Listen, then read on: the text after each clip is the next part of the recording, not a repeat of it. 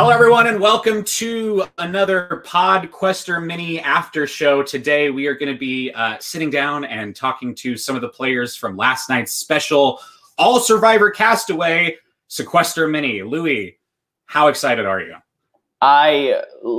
This is a dream come true. I can't believe this is really happening right now. I basically spent all of last night watching Sequester, just pacing back and forth in my apartment. That's how nervous I was. So this is great. I'm super excited. Yeah, this was definitely one of the most gripping minis that we've seen in a while. There was constant gameplay from round one, every round, and even twists that in a normal patron mini might otherwise be easier rounds or, you know, kind of breezier rounds were very stressful last night. So it was quite the game, and I'm so excited to talk to our guests today. So let's not waste any time. Let's bring them in. We have gone far too soon. We have Mama C joining us. Hi, how are you, Mama C? I know you're very upset. Good, about. how are you? We're fantastic. I know you're upset about the twist that got you out of the game. We'll be sure to talk all about it. It wasn't fun. Yeah.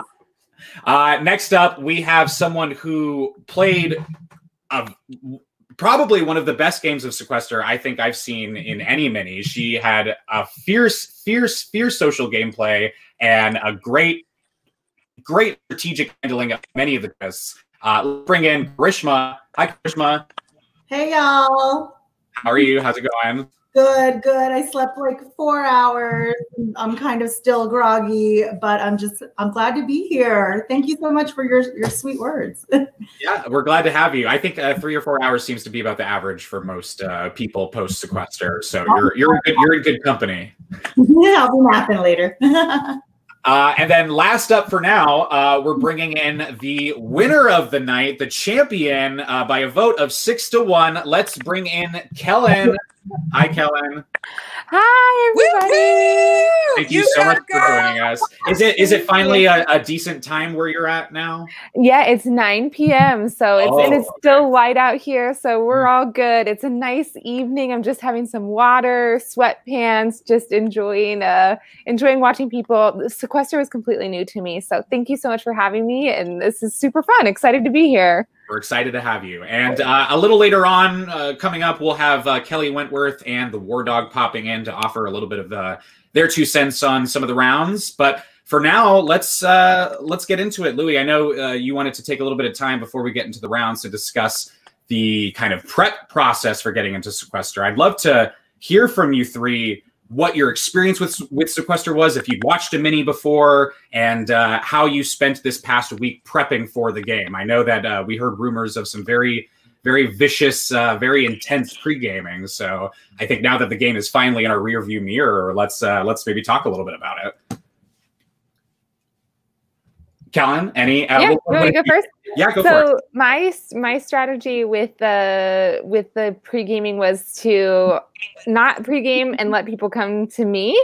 And so I actually only reached out to one person, which turned out to not be helpful. I reached out to Nick Majorano, was the only person who I initiated contact with. But yeah, so people were filtering in and saying, heard from some people I'd never spoken to before. I didn't have anyone from my season, and I think the only person's cell phone number I had before the season started was Bryce Isaiah. So I was working with new faces, some people I had seen at Hearts of Reality and stuff like that, but mostly kept it friendly. Also tried to learn about the Sequester game and get prepared for what it was. So all of the stuff about things being drama and hurtful, I only ever heard second or third hand. So I'm not sure what went down, but it was pretty clear it looked like there was some beef coming in. So I'm glad I stayed out of that. At least I hope so. Joining us now, we have Kelly Wentworth. Hi, Kelly. A whole lot of queens here. Hello. I swear, guys, I'm definitely not any sort of hungover. Of course not. No, definitely not. We were just talking about Kellen just pouring the bottle. We were just touching on the pre-gaming process for the mini and how we prepped going into Saturday's mini. Yes, we can hear you. Oh, no, you can't? Okay. TR, I cannot hear you. Anyone else talk? Can you hear anyone else? Hey, can you hear us? Yeah, I can hear you. I can hear Kellen. Can you hear me? I can hear Karishma. Okay. Can you hear me? Can you hear me? I can hear Louis. Okay, I don't know why it's me. Let me. Just no TR. Well, there- I'm going to refresh, Louis, if you can. Yeah. Someone translate. Someone. Here we go. Yeah, so we were just discussing kind of, the pre-gaming and figuring out like how well versed you guys were in Sequester, how you learned about Sequester, and kind of what your plans were going in terms of strategy and how you were going to go about it. Well, lots of pre-gaming, lots of conversations. I'm sure everyone's already said that. My strategy going in was just to kind of figure out what other people wanted to do, because I felt like going in, like I was one of the people that kind of had like a, big target, whatever you want to say. So I didn't want to be the one that was just coming out like full force. So that was kind of my strategy going into it. Gotcha. What about you, Karishma? So, I had never watched Sequester before. I had like a general idea of what it was, but I didn't know anything about there being like twists each round and all that stuff. I just knew it was like a game. I had a lot of Survivor acquaintances, but not that many Survivor friendships. So I reached out to some of the people who I had like brief conversations with in the past. Like Mama C and we spoke like briefly during my season, not too much, maybe a little bit here and later while my season was airing. But we were able to reconnect that way because we had each other's like old messages in like the Twitter message or something. And we were like, hey, you're playing Sequester too? Yeah. And able to like rekindle that and talk more. I probably talked to about half the cast in some way, shape, or form before the game started. But there was at least half of the cast that I just did not touch base with, but I knew that they had other relationships. So it was just like pre-gaming was like a maneuvering of relationships you knew that existed and the relationships that you wanted to prepare in the couple days before you wanted to play the game. Mama C? Yeah, same. I knew nothing about the game before. So, in fact, when I signed up for the game, I didn't even realize I was playing the game against survivors. I thought I was just playing a game of Sequester. And then when the list came out, I'm like, damn, I'm playing against some survivor people. Okay, let's get this show on the road. And so, I talked to a lot of people on the cast beforehand, and learned about the game, watched some YouTube videos to really kind of figure out what was what. Talked to some people that played, and to really understand kind of what I got myself into. Mama C, we want to see you come back and play with non-survivors, or play again and get your redemption. Yes, because I went out way too soon. Come on, people. So let's go ahead and get into the rounds then. Let's go ahead and start discussing some of these rounds and some of the twists and how we navigated them. So going into the first round, we had 20 Survivor players spread out across 5 rooms. And the twist for the first room was room nominations. So everyone across the room had to put up one player from their room to be up as flops for elimination with no voting power. And across the rooms, the people that were chosen were Dean, Eric, Kellen, Lyrsa, and Nick. So let's talk about that, especially Kellen, considering the fact that you then went on to win. How did you navigate the first round being one of the targets up with no voting power? And how did we end up getting towards Dean as the first boot? So, you do a little like behind the scenes stuff. You're doing like your tech audio check and stuff in that room that you start with for probably an hour, 45 minutes, like just staring at each other. And I definitely felt like when I saw who was on the screen, I was like, I'm effed. Like I'm the odd one out here as far as these people. I hadn't talked to any of them pre-game, I don't think. Well, yeah, maybe Devins had reached out to me, but I hadn't had no contact with other people. And so I was just like, you know what? This is an opportunity to build an alliance. We all agreed that we wouldn't vote for each other. Like whoever we were going to put up, we weren't going to vote for each other in the round, and tried to say like, hey, let's start working together. I'm looking for an alliance. I don't have one. Do any of you want to work together? If that's the case, like I'm willing to work with you, and I'll be the one to kind of be the sheep possibly led to slaughter. So it does always seem there that the first person, if you can get a name out there, the other two people will usually just jump on it.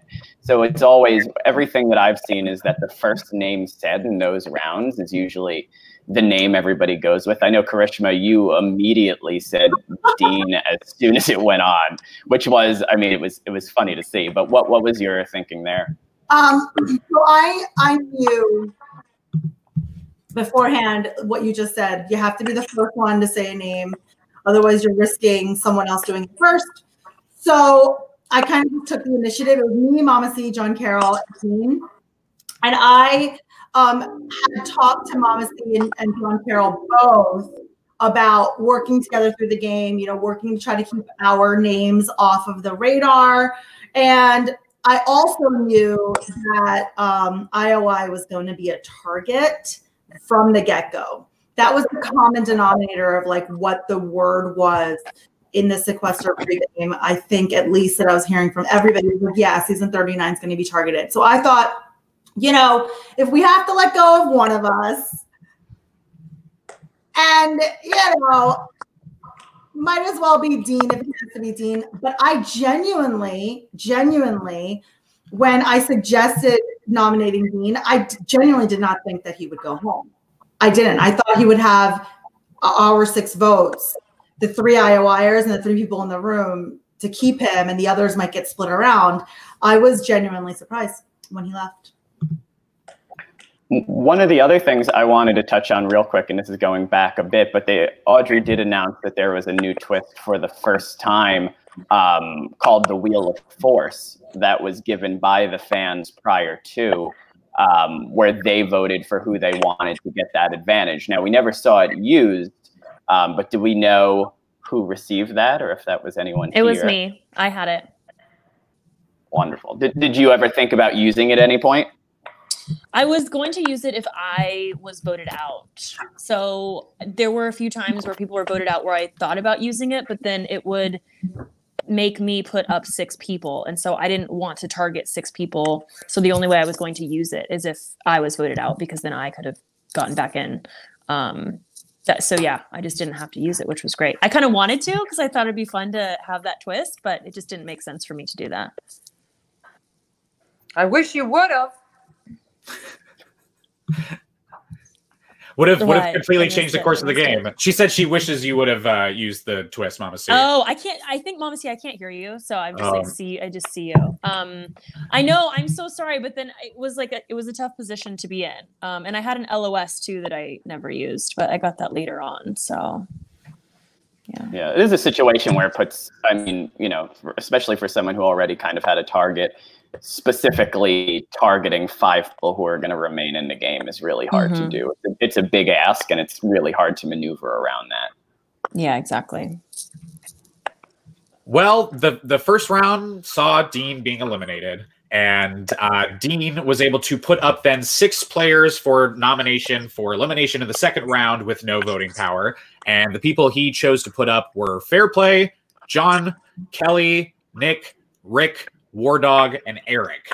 And then, of course, by the end of that round, Nick was the one who was eliminated. How did we lean towards that? Because I know that there was, in these first few rounds, there was several names going around. A lot of you were playing really hard when in normal patron sequester minis, when it's just the fans playing, we see a trend of who's the easiest boo? Who can I get out first? Who was someone I just haven't talked to? Whereas in this game, you had multiple players in multiple rooms trying to make big moves already right off the bat.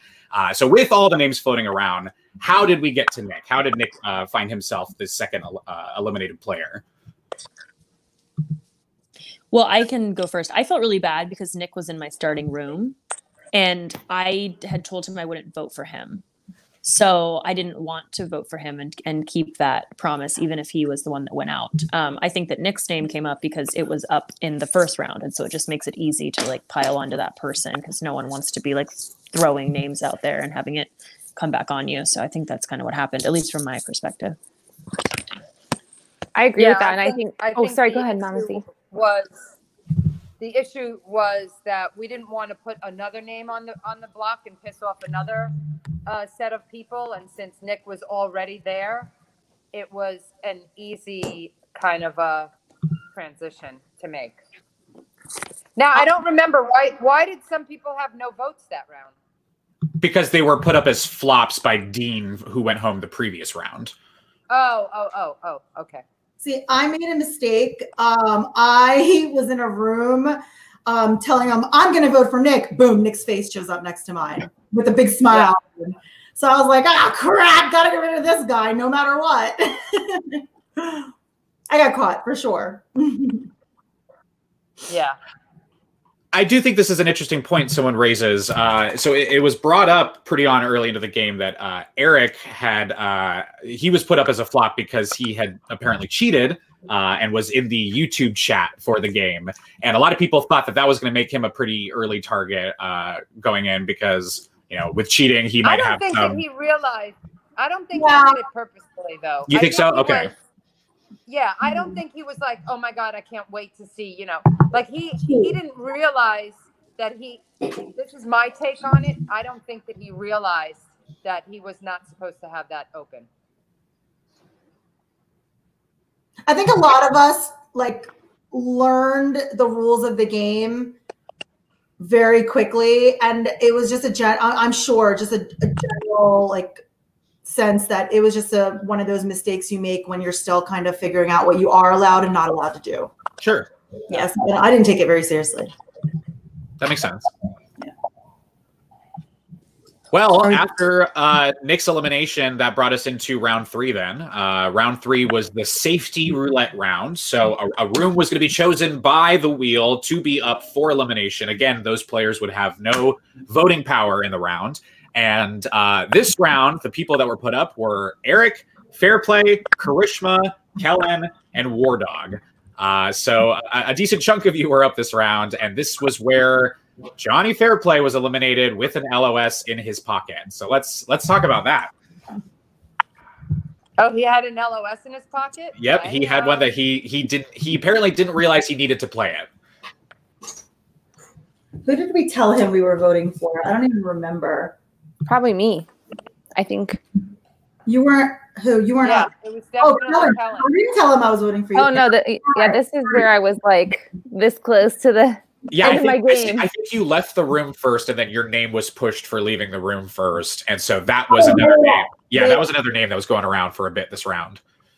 Yeah, it also seemed the initial thing that got traction, which I think John Carroll started, was that it was too late and he wanted to help you so you could go to bed, which is possibly the worst reason to ever vote someone out. But yeah, it was that and a combination of leaving the room first that it just gave them an excuse to push your name, which was, like we said, I mean, it's so common that names in the early going don't make it out of the early going because people just want to continue to pile on them. So it really is impressive that you managed to avoid that early part of the game when you were a target and make it all the way to the win.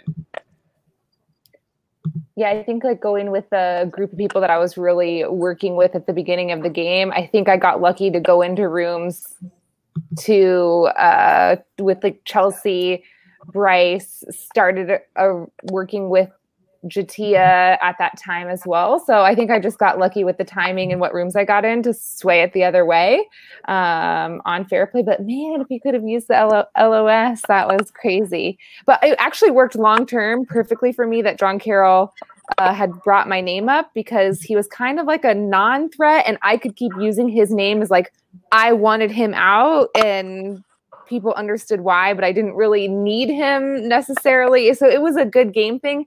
And then he didn't drag me when he went out and he like used it as a respectful like move against each other. So that all worked out okay, but it could have gone the other way. Split second. I didn't want Fairplay to go. So I just stuck with the Eric thing personally. Cause I was like, oh, he's a big personality. People are always going to target him. So I voted Eric. I was on that Eric train for a while, but nobody was jumping on. So that's fine. No big deal. I voted against Kellen because I thought that that was who we were supposed to vote for. And then, yeah, people made their own changes to that. It looks like if Fair Play played his LOS, it would have been a tie between Kellen and Eric, and I'm pretty certain Eric would have gone home. Yeah, I think so too. Joining us now, we have the War Dog coming in. Let's bring the War Dog in. Hi, welcome, War Dog. What's going on, yo? I got a few minutes of bullshit before I got to run. What are we talking about? Kellen, congratulations. Thank you. I'm gonna see what's going on, girl. Karishma, love. Hey. And who's this other one? I can't see her out. Oh, Kelly. Hey, how are you? Louis, what's up, my man? Not much. How you doing, War Dog?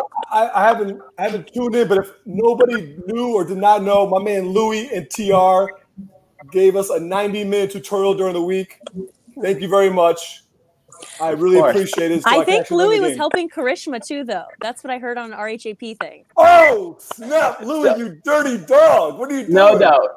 Nobody knew it. It did not cross wires at all at any point. I thought Louis was my dog. Exposed. Oh man, you Sequester's exposed. still going on. Yo. All right. Well, so, He never told me, so no, I never told. So to fully explain that, since it's been exposed, so I had just reached out to Karishma to be on the podcast, right? That was the only reason. And Karishma let me know that she had not seen the show and asked if I could assist. So, I was like, you want me on? I don't really get this game. I don't really know anything about it, and so he just very graciously gave me some tips. Yeah. Well, my hope. In Louis' defense, I didn't reach out to Louis. I reached out to TR, and TR said yes. And then TR was like, I got this friend Louis. He'd be really good. I'm like, TR, I believe in you. I watched that Saturday sequester. It was a week prior, and I just love the way TR played. I was like, yo, you get to show me how to do this. And he brought Louis on, and Louis was a good help. But now I feel a little dirty, Louis. We feel a little dirty. I would never do that to you, War Dog. Who came first, though, Louis? Who came first? So you came first, Karishma. You were so. We talked first before. Yeah. Sloppy seconds. I know. I'm dirty. I feel dirty. I feel dirty. All right. So where y'all at? Where y'all at in this? I know I just we're getting into. We just got through the Johnny Fairplay exit, and then we were going to round 4, which was the red or green button. I think majority of you picked red here, correct? Yes, because you told me to pick red in the training session. You and TR told me to pick red. Yeah, it always works out. But my alliance, fucking 4 of my 6 people in my alliance picked green. I picked red. Yes, but Mama C, I actually wasn't. You know, I'm a sneaky bastard. My real alliance was Kelly, Bryce, and Jatia. And then I know you bastards, because you all turned on me. Yeah, I'm a dirty bastard. I knew it right from the get-go. You sons of bitches. I'm a dirty whore. Okay. There were multiple 4s going around for sure. Yes, I am. I'm dirty. Yeah. You played me dirty, but that's okay because I voted your ass out. You did. And I knew y'all were coming for me. And I saw the voting, and now I feel bad because, but that's not this round. But nonetheless, we'll talk about the red-green round. So I pressed red because that's what they told me to do. Press red. I pressed red too. See, nobody told me to press red, but I pressed red because I said, I'm here to play a game, not to go out easy way. So you got to play hard, figure out what to do. That's what I said. Yeah, and there's always going to be one person at least who picks red, so it always makes the most sense to choose red. There's never going to be an all-green cast. It's never going to happen. But it led to Lauren, Chelsea, PG, Eric, Ken, Bryce, Jatia, and Abby being up for elimination. Now, this was the round where Chelsea actually played her LOS, would have gone home, played it successfully, and it resulted in PG going out. What was everybody's thinking going into this round, and who were we all targeting? I know there was definitely a demographic trying to save Chelsea there at the end. Well, I didn't even know PG's name was on Well, the I was block, actually working with 'cause I was Kelsey, left out of so I went against PG. Yeah, I mean, same. I looked at the numbers. I was concerned because for the people I'm working with picked the green button, but Kelly and I, we were reaching out to Jamal. And it looks like from the results, we got Jamal to vote PG. And I still felt like we were short. I thought maybe we got Larissa with us, but I wasn't really sure. And she did not. She voted for Chelsea. And yeah, I mean, the only time I said Chelsea was I was in the room with Mama C and Rick and somebody else. And they were like, we're here in Chelsea. I'm like, of course, it's Chelsea. You know, and I don't know, from what I hear, Chelsea's out there looking at those YouTube comments. You shouldn't be doing that, Chelsea Walker. And she saw something that said War Dog was going for Chelsea, and I was not. I voted PG.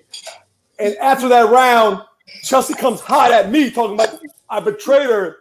And I've never been so big mad in the game my entire life, except for maybe Kelly in The Real Survivor. But that's another story. I was big mad when she came at me. But yes, that's what happened. We kind of were outnumbered, but a few of us were trying to get PG out. Yeah, you were trying to celebrate her victory right after once PG left, and Chelsea was not having it. Because she didn't see it. Yeah. She didn't. Chelsea did not want to celebrate the War Dog. She was like, "No celebration time. War Dog did me dirty," and I'm like, "No." So after PG went, that led us to the you get one vote for the next two rounds. This is go to Karishma for this one because this is where you put a plan into place almost immediately. So talk to me a little bit about that. So I was not working with War Dog. I knew eventually we'd come after each other. I wanted to be the first one to take the hit. And so I blocked, and this was like a last minute decision. I was pushing War Dog's name. I felt like a lot of people were just flippy. So by the time that first round ended, I had no sense of how many people were voting now, how many people were voting later, or who they were voting for. So in that heat of the moment, War Dog, I voted in the first round for you because I thought, you know what? What if a lot of people just gave their vote and this is an opportunity to take out a huge threat in you with a smaller number of votes that I wouldn't be able to do later. So, and I felt that I could credibly bluff the next round that I still had a vote. So I went ahead and I voted for you that first round. Did not work. Right? Yeah, did not work. And then my plan worked though. Yeah.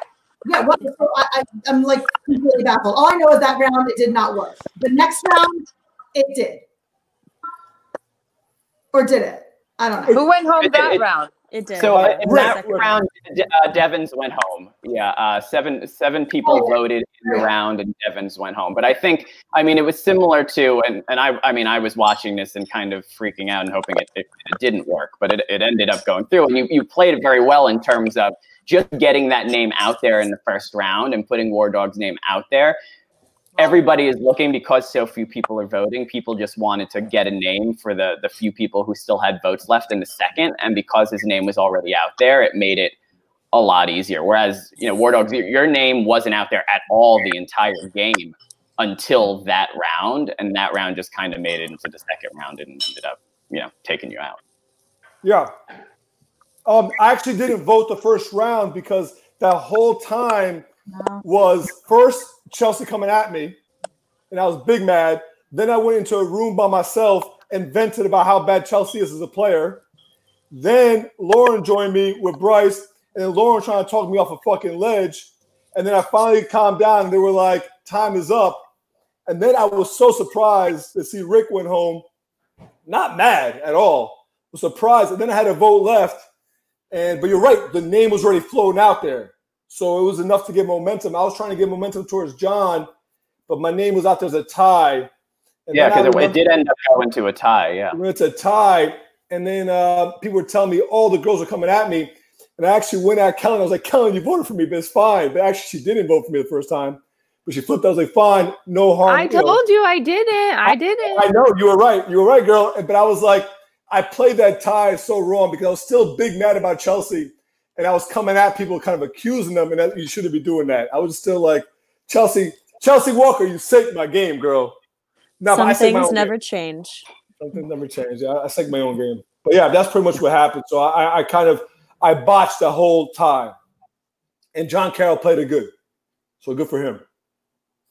And I was curious here, Kelly. I know we touched on it a little bit before, and I wasn't sure that you had it, but I figured with the public vote that it was likely going to you. Did you at any point consider using the Wheel of Force there? No, because of the reasons that I said earlier. So as far as my strategy for that vote, I heard Rick's name going around, and I wanted Rick out because I knew Rick was going to come for me eventually. It was either going to be me or him at some point. So I thought that a lot of people would save their vote. So I was like, okay, I'm going to use this as an opportunity to vote for him because I know his name had been floated. So I used it to vote for him, and obviously he went home that round. And the next one, I just told people I still had a vote because I was just like, oh, might as well just tell them, like, whatever, I still have a vote. And then I didn't think about using the power because I just, again, was worried that so many people were already kind of against John C. and War Dog, that if I used it for either one of them, specifically War Dog, I felt like people would turn on me. So. Got it. Makes sense. Yeah. Well, it was a sad elimination. It was a sad day, War Dog. We were sad. So you brought a lot of entertainment in the early rounds and a lot of energy. I'll definitely say that. We try. I think PG Law is really upsetting me, but what can I say? Be honest. I've only had one phone call with her in my life, and it was on Tuesday, and she reached out to me, and then I might have not turned into a 45-minute phone call and talked about like personal life things and do what I had to do. But it's a game, respect game. And I had a strategy. I reached out to nobody new after Sunday. So on Sunday, I had talked to like 6 people. And in total, I only talked to 10. And those other 4 reached out to me. That was my strategy. It's actually a poor one because I never reached out to Karishma or Kellen or Liz or anybody else. But I didn't want to be out there like, War Dog is doing this, War Dog is doing that. So everybody I talked to, I was always like, I only talk to these people. It was true. So people reached out to me. Oh, we knew you were doing it anyway, War Dog. We just knew we weren't getting the call. No, I didn't reach out to anybody new after Sunday. 100%. Nobody knew. I don't know when it was. I'm just saying we all knew you were pre-gaming, just not me, Sweet Pea. No, you're right. I tried. I didn't even want to talk to more than a 7. And I was always telling people I trust that you're talking to them. So somebody I talked to Lyris, I talked to Kellen. Bryce was like, I'm good with Kellen. I said, okay, because if I go out there, people are just going to rat me out. That ultimately, I think it was a bad move because then people think I'm against them. But I kind of was. So it is what it is. What are you going to do? You can't make everybody think you are. That's the game. But yeah. Anyways, I do got to run. Of course. I have to run too, actually. Congratulations. Yeah. Last question before you go, War Dog. Yeah. What did you think of Johnny Fairplay's shirt, the War Dog Sucks Eggs shirt? Oh, he's wearing it every time. When I did a wrestling podcast with him a few weeks ago. He wore the shirt. He wore the shirt all during my season. It's from a wrestling angle with Dusty Rhodes and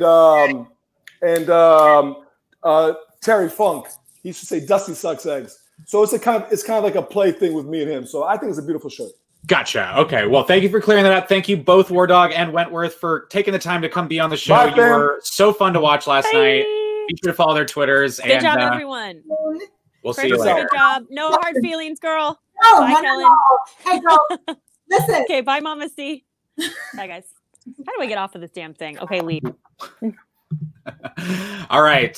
So after the now or later twist that brought us into the odds or evens round, where the players were instructed to anonymously message Audrey either an odd or even number, and between those numbers, that would determine who you could vote. So people who voted odd could only vote even. People who had even could only vote odd. And that round, of course, saw Mama C here being eliminated. So let's talk about it. So the odds who could only vote the evens were Chelsea, John Carroll, Wentworth, Jamal, Karishma, Eric, Kellen, Bryce, and Sunday, and Lyrsa. And then the evens who could only vote the odds were Caroline, Lauren, Jatia, and Abby Maria. So it was a very small group on the other half. It was definitely not working in your favor, Mama C. Let's talk about it. How did we get to that? Who are our targets going in? And all, yeah, please. I thought a whole bunch more people would have even numbers. Wait, Ellen, what number did you pick? I picked 7, of course. I do. We decided ahead of time. That's one pregame thing Krishma and I had decided, because we had heard there were like these odd, even like number games. We were like, we are always picking 7. So it worked out in our favor that round. I'm sorry, Mama C. I picked 14. Oh, well. When I saw the people that were up, I knew I was screwed. I'm like, okay, well. I knew that Bryce. See, I thought maybe people would vote for Abby Maria, but people were way too scared to worry about whether she was going to blow up, because I don't think people were targeting me. I think I just had bad luck. I don't think people were like, oh, we got to get out Mama C next. How many votes did you move with? I'll tell you how your name came up from my perspective that I saw. I think Chelsea was talking about your name when I went into a room with her, and how she pulled me in on that was she said that you were working closely with John, and I knew John had thrown my name out. So then that's how Chelsea, as soon as Chelsea was like, oh yeah, Mama C's with John, I was like, all right, I'm cool. If she's rolling with him, he wants me out. So you were sort of like a stray bullet for me. And I don't know why originally Chelsea was pulling your name, but that's the tea I know. I don't know were you guys working with Abby Maria? I wasn't directly. I mean, Abby Maria started like early in the game being like, someone's coming after you. I'm going to tell you who, I can't tell you who it is. But then because of that, that's when Abby and I like started talking. We had never talked pregame or anything. So right around now is when I started working with Abby Maria. I think, is this the round? I think this is the round where I ended up in a room and it was like me, Sunday, Lirsa, and John. And the 4 of us were working really closely. Those are 4 that I sort of determined that I wanted to like try to vote with as a block as much as possible. Yeah. As you can see, like me, Lirsa, Sunday, and John Carroll, we vote similarly up to a certain point in the game. And Mama C, we ended up in a room and we're like, it's between Abby and J'Tia for sure. Like, which one is it? And I think there was a little bit of like a minute that went by where there was like an argument between whether it would be Abby or J'Tia. But I left like thinking J'Tia. And that's why you can see, I think we voted J'Tia, but Sunday voted Abby. It just may not have been concrete enough. But yeah, it wouldn't have made a difference because the other side had your name out already like fire. Yeah. It goes to show you, because I mean, Jamal didn't vote for me, which I was. Jamal threw it, I think. He might have thrown the vote. No, he threw a vote to Abby. Like, if it would have just taken like one more person to like save me. It's so sad. And see, Wentworth was supposed to be on my alliance, but she screwed me because she voted for me. And Bryce swore to me that he was not going to write my name down. And he wrote my name down. So those were the 2 people I was pissed at. Sequester is really a game of skill, but in some situations there is so much luck involved. Like just the picking of a number, even on the ballot, I feel like I might have gotten through it. But with the people that were there, I as soon as I saw the 4 of us, I'm like, oh my God, I'm so screwed. Yeah. It is what it is. That's what happens. Unfortunately, that is where the luck of the draw led to you, Mama C, being eliminated. Yeah. So sad to see it. How much of the mini did you end up watching afterwards? Did you stick around and watch the whole thing, or were you just I watched the whole thing. I wanted to see my girls go to the end. And Karishma, you played an awesome game. I loved it, every single second of it. That Final 4 room, I was like, oh my God, this is great. And then Kellen, if you didn't win, I was going to like kill myself because you deserve to win 100%. Yeah. Well, Thank you. I'm certainly glad you didn't kill yourself and you came on the show today. That really means a lot. After you're welcome to stick around and talk with us about the future rounds, or head out whenever you need to, Mama C. No, whatever Yeah, you I'm do. gonna head out, but Okay. I loved the game. It was really a lot of fun. I loved playing with my Survivor sisters, and yeah, it was great. Thanks for having me. Thank you so much for taking the Thanks, time. Mama C. It was fun watching you play, and maybe, who knows, maybe we'll see you play again in the future. Who knows? Maybe. Who knows? All right. Who knows? Bye, Mama. We'll talk this week. Yeah. Bye. Bye-bye. Joining us for the next few rounds of discussion, we have a Sequester Mini alumni, the last winner of the puzzle in the Patron Mini. We have Sarah G joining us. Hi. Sarah, I know you were watching last night's Mini. Yeah. And you were very excited to come on and discuss things. So we're jumping into the safety chain round here. Yes, this was the best round, without a doubt. This may be the most dramatic round I have ever seen on Sequester. And I don't know if Karishma and Kellen, you saw exactly what happened during that round, but it was incredibly riveting TV. Yeah, we could get into it, but it was pretty crazy for sure.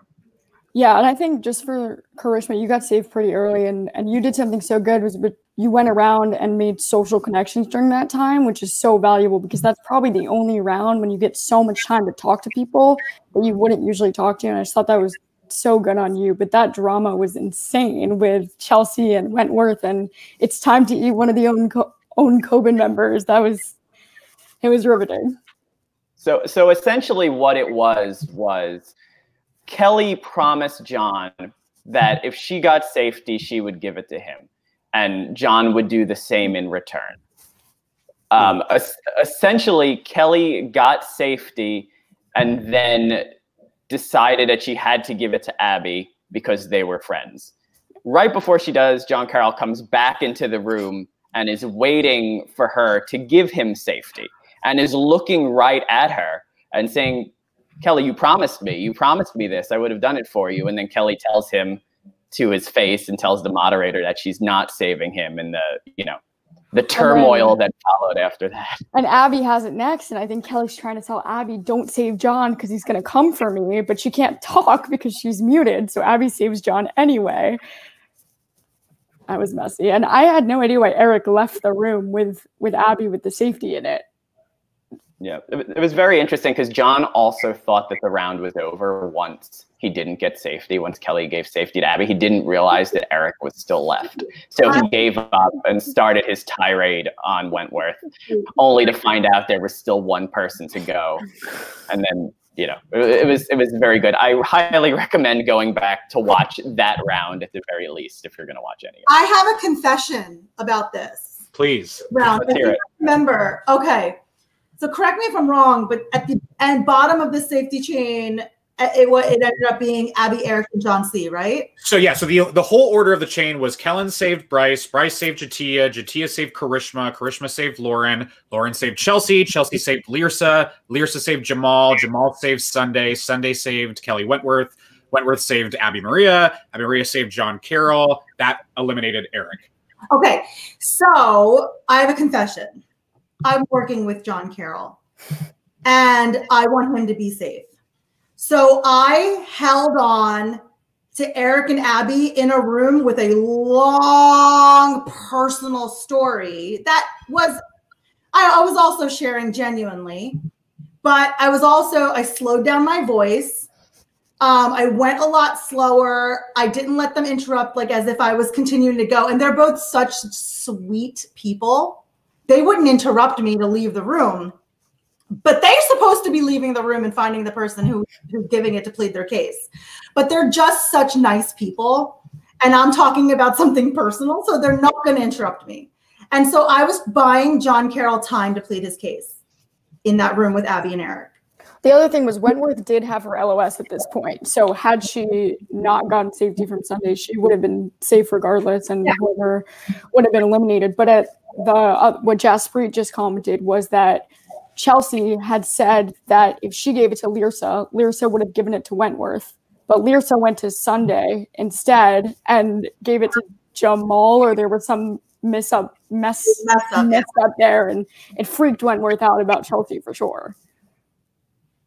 Yeah, Wentworth was not happy with Chelsea at all with the way that this went down. And this is, this is something that happens in this round, is that we typically see, at least in like patron minis, is that it just goes around the room, right? And I talked with you about this, Karishma, like odds were it was going to be very different with survivors because you all had pre-existing relationships. It had nothing to do with who started in the same room. You were going to look out for your allies pre-game and during the game, and that's exactly what happened, and that's what made it so entertaining. And TR, this is exactly what happened in my mini with why Emma went home, because she pissed off Dash by making a side deal that eventually did get the person that he wanted safe, but Dash didn't know, and when you can't communicate that, it can just screw you over completely. And Helen, this was the first time I doubted you. Little nugget of doubt. I was like, I'm right here. Oh, see, I felt like we were like, I felt like we were so close that like we would have never like taken each other on a reward. Like we are like, that's what I thought we were. Girl, I'm starving. I didn't get taken on any rewards my season, so I have a little soft spot for that. But neither did I. Anyway, I'm sorry. I definitely thought we were like trying to keep it under the hush hush. So no, totally understand that it brought down. Also, the second thing was, and I don't know that it deflected much, but I just didn't want to pick a woman because of the words going around that I was like trying to lead the women. So my closest ally was Bryce, other than some of the women. So yeah, and the way that safety chain went around, who you save is usually who you're connected to. You saw Jamal save Sunday, and then when Sunday was the first person on the hit list next round, everyone was like, "Well, it's not Jamal. He just saved Sunday." So I mean, good on Jamal for that. Yeah, 80%. Yeah. That was funny. That was a funny round. I was like, once I got safe, I'm like, all right, well, now what am I supposed to do? I guess I'm supposed to work for my allies now, right? My time is for them. Okay. Yeah. Well, it is the one opportunity to really like, you don't have time in this game at all to build bonds because it is so quick. But for you two, because you both got safety so early, you really had, at least 15 minutes to really just talk and build bonds and plan for future rounds. Whereas there were people at the end of the chain were fighting for their lives. And, I think it definitely helps if you have that time to really plan ahead. Yeah, and so many people do complain about this round in patron minis because they say, oh, well, whatever room gets it first, it's just going to all be safe and it's all based on wheel and luck. But I think obviously because of the pregame relationships that changed this time, if it was more social like that in patron minis, I feel like the round would be liked a lot more. I mean, it's my favorite round personally, but unpopular opinions. Also around this time, we started seeing, maybe the round before, people started talking about Sunday and how she was the mastermind. Did you guys get wind of that at any point in terms of Sunday controlling things or pulling the strings in the game? I had heard pregame that she was really good at stuff like this. Helen called Sunday the mastermind. There you go. It was me. Well, that was Karishma. You would write down exactly what people said about other people. And I don't remember which round it was. You were like, Bryce said this, so maybe he's the killer. And I was like, okay, well, she's quoting exactly. That's like brilliant. I was writing people's quotes down as it went. Ones I needed, yeah. It's a smart strategy to keep track of that because having played myself, I definitely think that where I lacked and could stand to improve for next gameplay was keeping track of those exact minute little nuanced interactions with people that probably could tip you off to alliances. You were wrong, TR. Like, don't even worry. You were wrong. Thank you. Yeah. So after the safety chain round and Eric found himself eliminated, this brought us to a very controversial round for the audience in that it just was a confusing round for the audience, confusing round for the players. Still fun to watch, though. It was the killer and detective round. So two players were anonymously told that they were going to be a killer and a detective in a round where the killer would anonymously get to put up people on their hit list to be up for elimination. And after every person they nominated, the detective would secretly guess on who they thought the killer was. This would continue until the killer was found out, and the people who the killer nominated would then be the ones up as flops that round for elimination. So wait, question: had Lauren guessed Jamal after only Sunday was nominated, would she be instantly eliminated? Yes, I believe that's what they said. So if Sunday had been the only person nominated and Lauren had immediately guessed, yeah, Sunday would have been eliminated there. Okay. Sunday was eliminated regardless, unfortunately, Sunday. But yeah, it would have been a much quicker round if that had been the case. But so Jamal was the killer. Lauren was the detective. The people who were put up on the killer list were Sunday, Abby Maria, and Lyrsa. And Lauren's guesses as to who the killer was were Sunday, J'Tia, Bryce, and then finally she guessed Jamal. So that's it. So what were your thoughts in that round? Did you have any kind of inkling that it was Jamal at any point, or No, I had it narrowed down to, I think I might have said it's got to be either Chelsea or Jamal. I think that's who I had narrowed it down to because of trying to figure out who would have voted for who. So I was down to those two, but then I click into a room with Jamal and I think I said like, well, it's either you or Chelsea. Mm-hmm. It's Chelsea. I'm in the middle. Okay, somebody do something about this. Well, I saw this on Twitter. People were like, well, why did Lauren guess if she knew it was Jamal? Because Jamal wasn't going to put her up. So I'm curious about that too. Like, if she knew that she was never going to go up, why not just let the hit list continue and not expose Jamal for it? Sure, but that could have been a great thing that maybe just you don't think of when you're just trying to figure out what the F is happening. Like, that was the most confused I was. We've ever seen it. And I think John Carroll was trying to explain it to everyone. And I thought from what I heard after last night, it is now officially retired as well. Yeah. So it's not going to be coming back once again. They have done it before. I did not think that this would be featured just because it is so rule heavy and so complicated and does take up so much time. I didn't bring it up at all. I didn't expect it to be used. But, it worked out. There's really no way to plan for it or strategize for it at all, really. There's no real way to go into that and say, this is how I'm going to play this round. You really just kind of have to sit there and see how it plays out. I think Jamal did play it well, though, with his first nominees being people that you wouldn't expect. But there were so few people in the game that, like, once you guessed 3 people, there were 2 options left or 3 options left. So ultimately, they're going to get found out. And I don't even think Jamal knew that he was going to be exposed. I think you don't get exposed if you don't get caught. So I guess if you go through all 5, then you get away scot-free. But that's so hard to do. I mean, if you get away with 5, there were not enough people in the game. Like, someone probably would have figured it out later. I don't know. Yeah, getting as being the killer there puts an immediate target on your back for the future rounds. That's the worst position to be in. Agreed. And I was fighting to stop that list and reveal the person so quickly because the way it was going, I was pretty certain that I was going to get put on that list either like very soon. Sunday, Abby, Lyrsa. I was really afraid that I'm on that side. You know, there's a couple sides. I'm on that side. So I was like, we got to stop the list. We got to stop the list. So I'm curious, during this round, when it came down to the vote, we had people pushing for Abby, definitely, to split up the Abby Wentworth side of the group, and then Sunday went home pretty demanding. It wasn't like it didn't fall apart. What was going on? You and me voted Abby. Me and Kellen are the only ones that voted Abby. Yeah, I have the chart pulled up here as well. So what happened? I voted Abby because I was working with Sunday and Lyrsa, so it was by default. Right. It wasn't any. And I wonder if we were in a room together and you told me to vote Abby and I was willing to go with you, I'm guessing. Yeah. I mean, I thought it was interesting that Wentworth had so openly said so early, like, Abby and I are real life friends. I can't not save her and not go against her. And that people didn't want to break that up.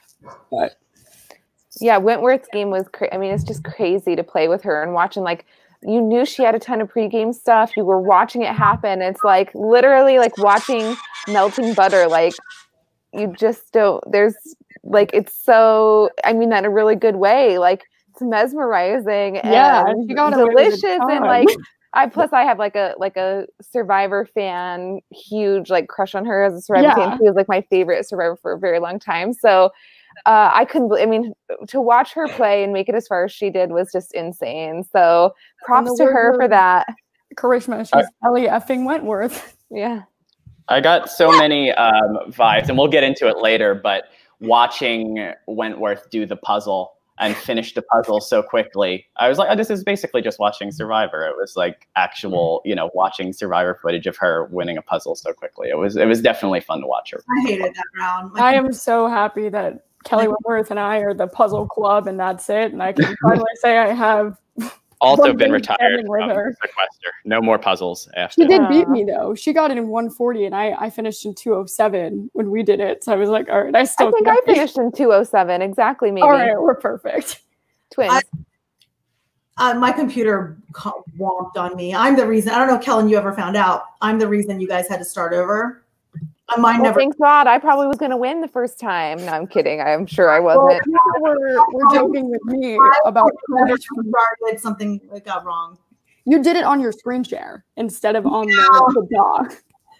Because it was minimized. I don't know. It's fine. It worked out exactly as it should have. Well, maybe for maybe. Who knows? But we are the only puzzle flops in Sequester 2. Mine got messed up during my mini. So it's all right. It's destiny.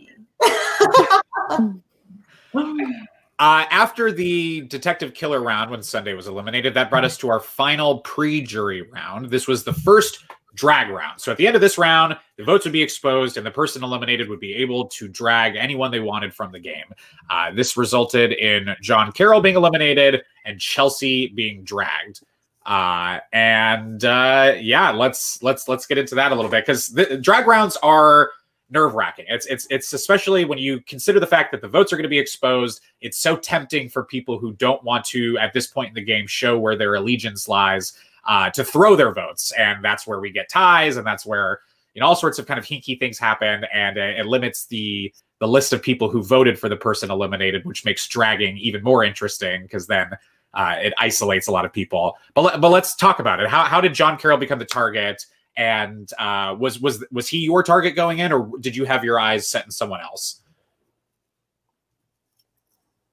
As far as I remember, I was ready to get him out because we had already started the beef, which I guess I should have worried about the drag thing. But at this point, I was really trying to nail down working with Abby. Me and Abby are starting to work together, and also solidifying things with Lyrsa as well. And Chelsea and I had been kind of working together from the beginning. As much as she seemed like a big risk to me as far as the pregame stuff, but I was willing to play along with her. So I think I was in a room with them. We were like, John, went for it. What I see interesting here is this is the first time that Wentworth and Jatia and Lauren started to come after us. So it's fun to see. It'll be interesting to see how that was going on in the background. Karishma, do you have any other memories or thoughts? I'm thinking, I have very minimal notes, but this is my note from round 10, and it's lay low with a lot you threw a vote on Wentworth here. I threw a vote. I was going to throw my vote no matter what. The only way I wouldn't have thrown my vote is if I heard my name being thrown around, which I didn't. But I think that I gained by laying low, I think I gained some information. Bryce is getting a little bit too powerful. So this is the round where I solidified, I think, in my mind at least, that I need to really figure out how I'm going to be getting Bryce out of here. And I thought, Karishma, you set up the final four so perfectly, early into the jury to make sure that you wouldn't get fourth. And I think that had you just been a little quieter at fourth, Kellen probably would have done drag. Yeah. But I got all pumped up.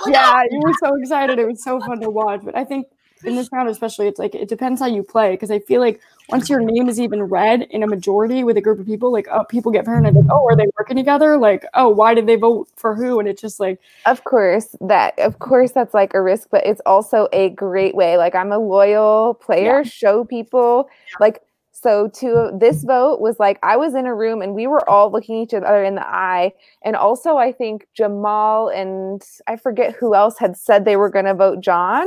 And so at this point, I'm collecting my people who are really doing what they say they're going to do. You are going to get to figure out. So as many people as possible, get them to tell you who you're going to vote with. I guess you can do that even if you don't vote with them, but I was really trying to say, I meant what I said here. I especially felt like I would be willing to take Lyrsa to the end. and Abby Maria as well. So that was a good time for me to like publicly kind of make a new alliance, which was maybe risky, but I still felt like Bryce and Karishma were with me ride or die. So that's where I started to diversify publicly. So that was sort of my feeling behind it. Yeah, I think it also depends on who has LOSs, because if you have an LOS, then who cares if you vote in the majority? You can't be dragged. Yeah, that was the point I was going to make. So the person who ended up getting dragged out by John was Chelsea. And Chelsea had 2 LOSs. She had more LOSs than anyone else the entire game, but used them both, one successfully, one unsuccessfully. And I always feel like the LOS is the best if you can save it for the drag, because it's the only way to guarantee yourself that you can actually use it after. You can't use it wrong. Kellen, did you ever think at any point that John may drag you, or not really? I didn't think so. Like, it's just, you know, I don't know, people who know my Survivor game, like, I just inherently, like, trust, like, individual relationships. And, like, I really just don't think I come across as somebody who's going to, like, piss someone off enough to get them to drag me. Like, I'm always tiptoeing. I'm always playing the sweet girl, like, always underplaying my strategy. And then I take a lot of shit for it, and I don't deserve this, I don't deserve that, and all that. But, like, that is part of my game. That's part of my persona of Survivor, is being the sweet one that is sliding through, understanding what's going on. I couldn't have done it without my girl Karishma this time for sure. But, I just, you know, sitting, waiting, being the sweet one, being loyal. And I did that overtly in my season. And I think I did that last night, and it turned out all right for me this time. So sometimes it's okay to risk your loyalty to, like, then other people see it and they believe you. So and you were also voting amongst people who were a lot more vocal and a lot, like, more upfront than you. So I think that when you look at, like, someone like Chelsea, who everyone was, like, worried about coming into the game, like, she was my winner pick. She was, like, very high up there on people's radar. So as long as you're voting with people who are going to get dragged or thought of before you, it's probably a smart strategy. And I loved how you play. I thought we played kind of similar, and I was like, I love it, under the radar queens. Yes, there we go. I actually thought that John might drag out Lursa, only because I knew of, you know, that Karishma, you and John and Lursa were working together, and it seemed this showed itself a little bit more in a couple rounds in the future. It seemed like Lursa kind of went off from that and wasn't really looking to work with you guys anymore. Do you know what happened there, or why she started kind of targeting you two? Well, Kellen was not necessarily in that alliance. It was Sunday that I was talking about. Kellen was like my side part, my side piece. I was her side piece. My side piece, you know. Well, with Lursa, I mean, with Lursa, did you think that she was working with you both? Because I know initially she was supposed to be, but it didn't seem like, because she voted for John. She did vote for John? Yeah. Okay. Yeah, that was where she probably just decided she's got to sacrifice him. There's no saving him. And I tried, and at that point it was so tough. I think she probably felt the same way. I don't know for sure, though. I thought she played really well. Lursa really surprised me, and we can get into that when we get to the round that she goes, which is a little bit in the future. Yeah, so after the dragging round, John Carroll dragging Chelsea, that brought us into the jury phase of the game with the history can't repeat itself twist. TR, I think you mean the merge. The merge, correct. Yes, I'm sorry. I'm just learning this new verbiage. I got to get it right. So at the merge, we had the history can't repeat itself twist, wherein you were not able to vote for someone that you had previously voted for in the game. And this was where we saw Jamal exit. Yes, so we could see that we had quite a few votes for Jamal. We had a couple votes for Kellen, a Karishma vote, a Jatia vote, but largely Jamal was the one who then ended up going. And we had the whole Final Four voting Jamal in this round. So going into this round, was Jamal the only target that we could think of for the most part that was someone we hadn't voted for before, or was there anyone else that you were gunning for? I see, Kellen, you voted for Jamal. I see, Karishma, you voted for Jamal. Was from the get-go Jamal the person you were going for, or was there someone else that you considered going for? Jamal's who I wanted, because he point blank said he was going to vote for John and he didn't. So fool me once or whatever, you know. So he was dead to me, Abby Maria at that point, you know. So yeah, I was ready for him to be gone after he lied to me.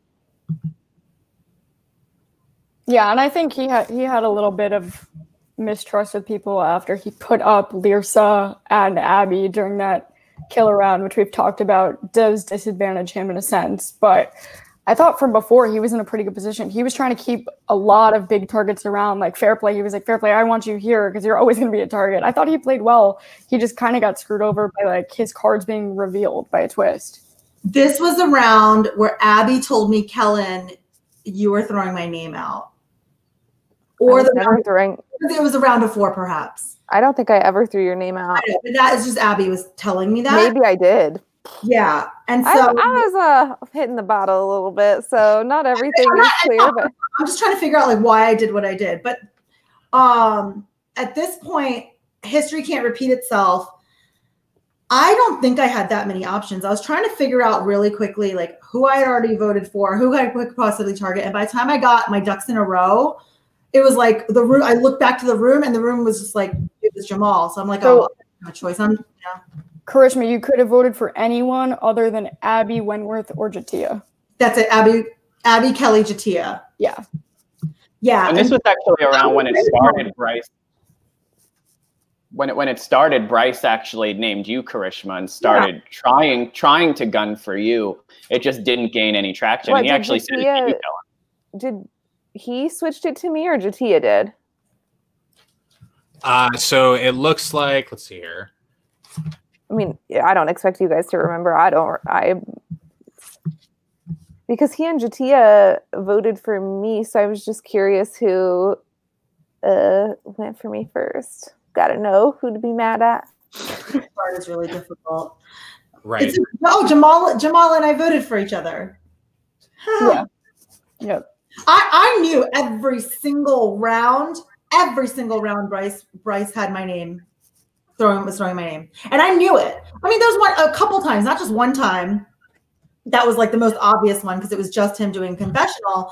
But there were multiple times throughout the game. Let me tell you, it became just like normal for me to enter a room and Bryce be like, I don't trust Karishma. Let's get Karishma. You can tell Bryce's voice, right? It's not hidden. Yeah. Like I would have to keep pretending like I didn't hear it. And but I was hearing it all the time. It just wasn't ever the right time because he had a really good footing in the game. He was a really good player. He had a really good footing. He had good alliances. He was able to to maneuver a lot. But I knew he was throwing my by round 11. I knew 100% he was working on me. Karishma, where were you at with the Island of the Idols people? Because you came in throwing out Dean, and then you go against Jamal. So I was like confused. So. The IOI, there never was a solid IOI alliance. There was just this text chain that we all messaged, probably 3 messages in each total, where it was like, oh, we're going to stick together, right? Yeah, we're going to stick together. Excited to play with you. We're going to have fun together. Let's protect each other. Done. Yeah. I mean, I thought it was smart that you threw out Dean at first because I didn't think he was going to go home either. But yeah, and I just didn't want it to be. If I figured a 39er was going to be targeted hard, and I didn't want it to be me. And I thought if one season 39 person is just gone off the bat, this whole 39 is a majority sense would go into the back seat. Really smart. That was what I was trying to do, and it did. Because look, the other 4 of us lasted pretty darn long. Yeah, nobody really thought, oh, 39 is together. It was probably because we weren't, right? But I would have picked to keep Chelsea, picked to keep Lauren, picked to keep Jamal over other people just because we know each other better. But we weren't necessarily working together. Yeah. To touch back on the thing that you mentioned about walking in on Bryce, we had a lot of that in last night's game. There were lots of instances of people walking in on hearing their names. In the first few rounds, it was Nick nonstop. He walked in on like 2, 3, 4 different rooms, people talking about him. And then you, of course, with Bryce. And there was the instance that was the most notable one where you were in a room together and then you left and then you came right back and he was doing a confession about you. You did do it on purpose. Okay, so that's interesting. And then he tried to spin it to make it seem like he was talking about PG, I think. No, he didn't. Okay. I did that. Okay, gotcha. He was sent off. He didn't spin it. He rode into the wave. and was like, yeah, I don't trust you, all happy and smiled. But I wanted to give him like doubt so it wouldn't add fuel to the fire he already had against me. So I played dumb. I just put on an act. And then I think I even like told somebody, I was like, yeah, he was talking about PG, like kind of see if I could just like put a little more heat off of me in Bryce's head. Because if Bryce knows, oh my God, Karishma heard me scream her name in a confessional, he's going to gun for me harder than he already has been. So it was just me trying to get his heat off after just hearing all of it. And it totally brings to the question, like, do you play for the audience, which Bryce was 100% doing, and he was so entertaining, but it puts his game at such a risk. And he was like, not even, I think it was during that round, the killing round, he was just sitting in room 5 by himself giving confessionals and not talking to anyone. He was like, and they're going to be like, where's Bryce? Like, two people he was working with were in power. Right. He was never, nothing. It's a free round for him. Just chill. Yeah, there's something to be said that if you do have, like, kind of, and Karishma, you did this once too, is just getting out of the way. Like, if you don't, if you know you're safe, if you know you don't have to worry, have less people saying your name for the round and just kind of remove yourself until you're back in the game again and you need to be involved. So I could see why Bryce was doing that, and it was entertaining. So. Well, after Jamal was eliminated, that brought us to the 12th round, which was the vote tether round. And then this was where I believe Callan and Karishma, you were tethered together. Is that correct? We also had Abby Maria and Kelly Wentworth tethered together. We had Lauren and Bryce tethered together, and Jatia and Lyrsa tethered together.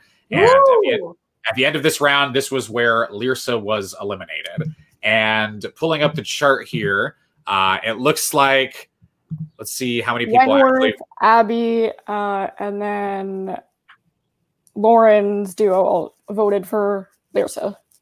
So it was 2 duos for Lyrsa. I negated your vote, Kellen. I was being loyal to my last alliance member, Lyrsa.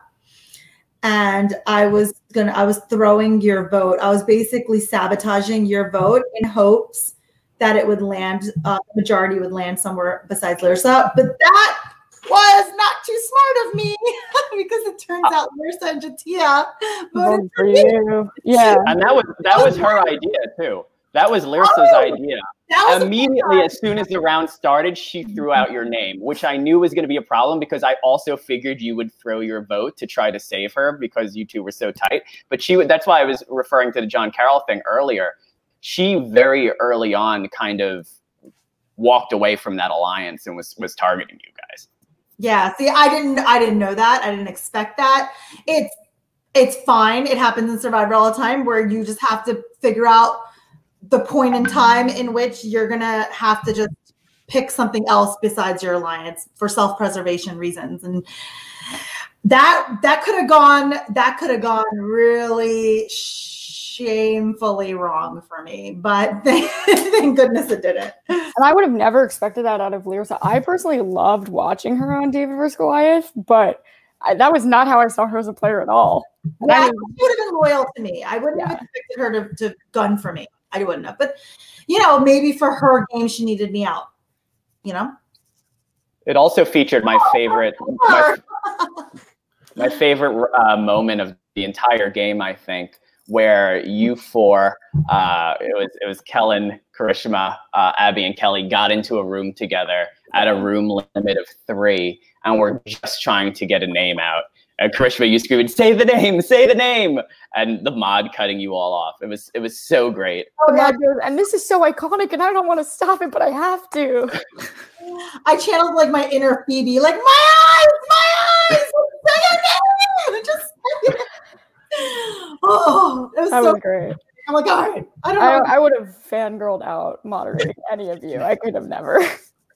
I was fangirling out. I would have been like, okay, no worries. That was funny. I had fun. So then I went and parked in the empty room and I counted to 10. And then I came back in hopes that you guys had a name ready and we could swap. And I had to do that like 3 times because you guys still didn't have a name. Well, After the vote tethering there, where Lyrsa was eliminated, that brought us to a fan favorite round, which we hadn't seen in a little while, and a lot of people were glad they brought it back for last night's game. The 7 Deadly Sins punishment round. So all the players' names were put on a wheel. The wheel was spun, and 5 different people were given punishments that they had to stick to for the round. Otherwise, they would receive a publicly known self-vote. And the punishments for this round, Abby Maria had to be muted the entire round. Jatia was stuck to only even-numbered rounds. She could only be in rooms 2 and 4. Kellen, you had to speak in third person the entire time. The hardest one, by the way. Third person is the hardest one by far. Sarah was very upset War Dog never got to speak in third person. War Dog would have been fantastic at that. Yeah, I think they were a little bit lenient on me, so I appreciate that, moderators. I enjoyed that. I did enjoy speaking in third person in my mini, personally. I'm usually pretty good at it, but it was late. Grishma had to sing the Survivor song in between all the times she was talking. Lauren had to do the opposite challenge, say everything opposite of what she meant. And Bryce and Kelly did not get any punishments. This was where Bryce was eliminated. This was such a fun round to watch, not only just for the punishments, it still had good moments of gameplay. The third person was entertaining to watch. The singing was even more entertaining. that was something. Karishma negated 4 votes against her and like queen shit right there. That was great. I thought it was gonna be all. Yeah, it was 4-2 to 1. Wait, why'd you self-vote? Because I was literally like you, this is so bad. Oh my gosh, I'm gonna get dragged so hard in the Survivor community. Rightfully so. I had just told you and Bryce I would never write either of your names, and you guys were going for each other. And I was just like, I don't know what to do. Like, why I didn't throw it on someone else. But I also just thought, like, if it comes up, like, whichever one of you would go, I just didn't want to risk you guys thinking I didn't. And I felt like I could just tell the true story. I voted for myself. I couldn't vote for either of you and mean it. And I did. So that's why I did. I kind of panicked and also wanted to stay loyal. And maybe I'm just a bad Survivor Sequester player. They're really strong. That's right. And thank you for not voting for me and then having your vote negated. But yeah, that round was my favorite round by far. My absolute favorite round. I don't know if you guys know this. I'll tell you a little story. Like out on the island, we would walk around chanting the Survivor theme song just as a joke. Like Elizabeth Beisel does it like perfectly, and with like this guttural like thing she does with her vocal cords. It's like half yodeling, half it was awesome. So big shout out to that. Great memory from that. I love this round. So Karishma, did you tell anyone you had an LOS? Or was it just you, just secret? No, I love that. I was holding on to it. That's why, like the drag round, I wasn't all that worried because I'm like, if it doesn't go my way, I'm good anyway. So let me just chill. And you picked up that LOS early. I got it fourth round. Fourth round, right? Yeah. I got it really early. I was like holding on to it for the drag, holding on to it for a point in time where I was actually hearing my name. I was hearing my name this round. And Kellen, you gave me a little bit of a heads up, I think, that like you're in danger, something like that, or the round after or something like that. And so I was like, okay, I'm definitely going to use it. Let me just try to get Bryce anyway with some logic and throw some of the logic out of the Bryce is too close with too many people, like this, too much going on. This is definitely a risky round to use an LOS because the next round is the last round you can use an LOS. And usually when we get to 6, we see I have an LOS, so you can't vote for me. And then there's only 3 people eligible. I guess I didn't expect there to be majority rules at 6. Usually that's at 5. So that, I guess, helped everybody out who didn't have LOSs. Yeah, I had to save them. I had to use it in 7. Yeah. No, of course, yeah. Yeah, I think what I saw, and I always believed this, but I believed it even more after watching your game last night. The key to this is getting as much information out quickly as you possibly can. Like that, you said so much in so little time before you had to start singing. It was so great, and it really didn't take much. You got the whole thing. I mean, you went through why there's no way Bryce should make it to the end, why he has pairs, you can't bring a pair to the end, and all that. You got it all out in probably like 20 seconds. And then we're just able to sing the song. It was really good. that and Dash is quack bitch, yes bitch. That's my favorite 2 deadly sins ever. With the end of the 7 deadly sins punishment round, Karishma, you evading elimination, and instead Bryce going here. That brought us to the final 6, which was, as Sarah said, the first time that we saw the majority rules game being implemented this early on. Typically, it's reserved for 5. And at the end of this round, this was where we lost. Who did we lose? J'Tia. That's right. We lost J'Tia at the end of this round. So with that, out of who we could choose, because it was pretty limited, we earned safety and J'Tia was up as a flop. What made J'Tia the clear choice here? She left the room. Yeah, well, I mean, that goes without saying. I knew she was gunning for me for a long time. Yeah, I could tell by the cues on her face too that she was absolutely. As soon as I would enter a room, it was like, oh. Yeah, she would do that to me too. It was like every time I was like crashing her Bryce party is how she was like making me feel. So she'd make me feel like, oh, the uninvited person. So I was like, okay, she wants me out. So let me strike first. Same. Yeah.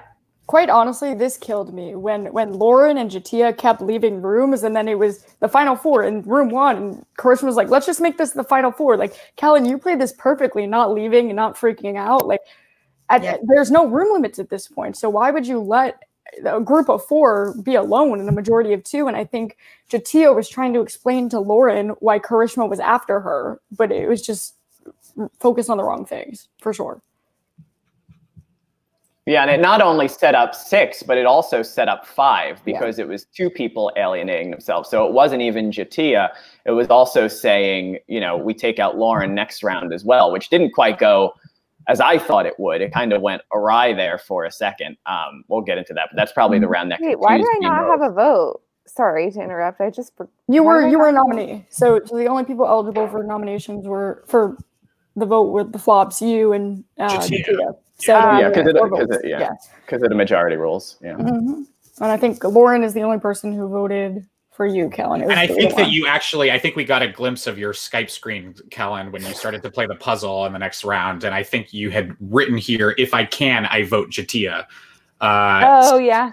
I was starting to get a little booze hound at this point. It was late. It was like, what are we clocking in at this point? Like 5 a.m., 6 a.m. or something later. Yeah. So you hung in there. The only other time we've seen that, there was one person who also made it to final 2 and also was like playing from like midnight until like 5 or 6 in the morning, and we saw the sun rise and he was in Israel, right? That's right. Yeah, Jonathan. Playing from Israel. Yeah.